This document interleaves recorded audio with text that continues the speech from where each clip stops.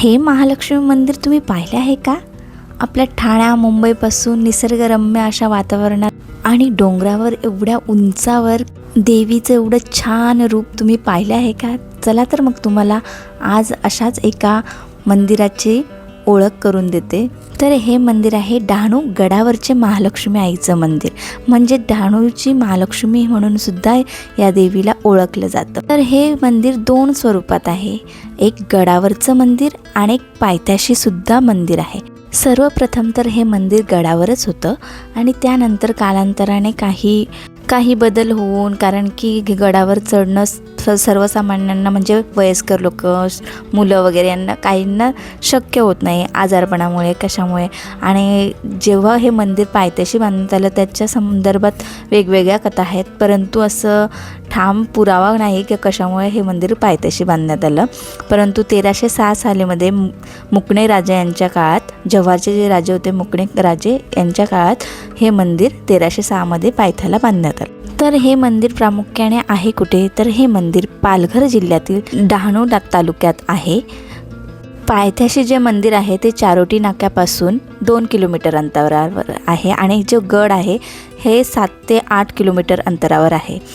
तर आपल्याला गडावर जाण्यासाठी रानशेत म्हणून गाव आहे, तिथूनच पायथा सुरू होतो या गडाचा आणि मग तिथून आपण गड चढू शकतो. बाय ट्रेन येणार असाल तर डहाणू रोड स्टेशनला उतरल्यावर रिक्षा टॅक्सी दोन्हीकडे जाण्यास मिळते.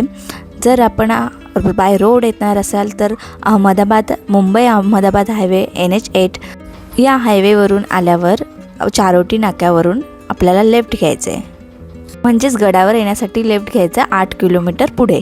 आणि जर आपण पायथ्याच्या मंदिरात जाणार असू तर चारोटी नाक्यापासून पुढे सरळ 2 किलोमीटर गेल्यावर डाव्या हातावरच मंदिर आहे. पायथ्याच्या मंदिरात खूप प्रचंड अशी गर्दी असते मार्गशीर्ष नवरात्र मेमध्ये जी यात्रा असते तिला, आणि गडावर त्या मानाने कमी असते.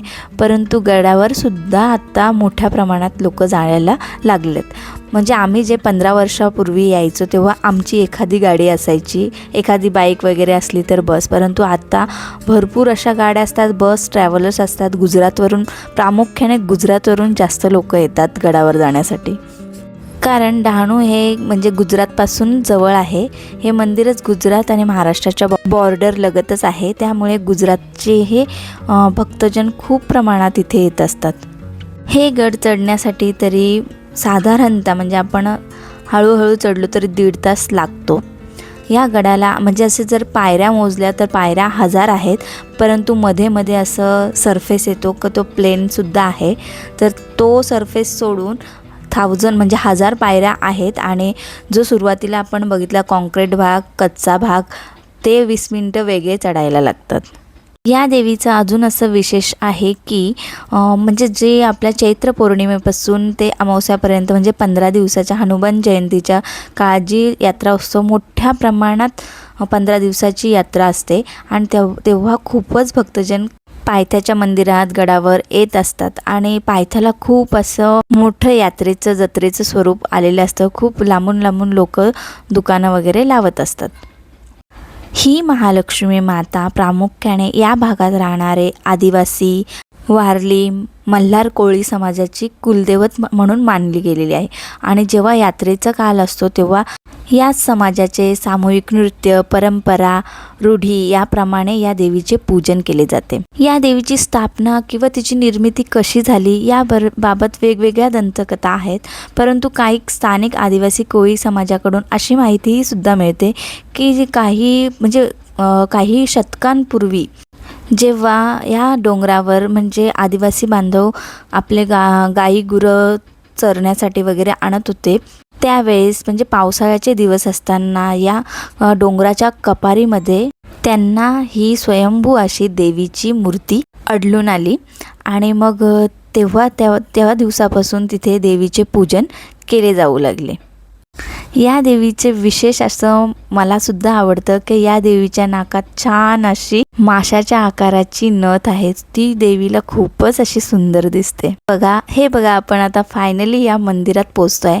तर हीच ती कपार आहे दगडाची, म्हणजे बघा हे पूर्ण वर डोंगर आहे आणि मग आतमध्ये हा मंदिर आहे, म्हणजेच अशी कपार आहे.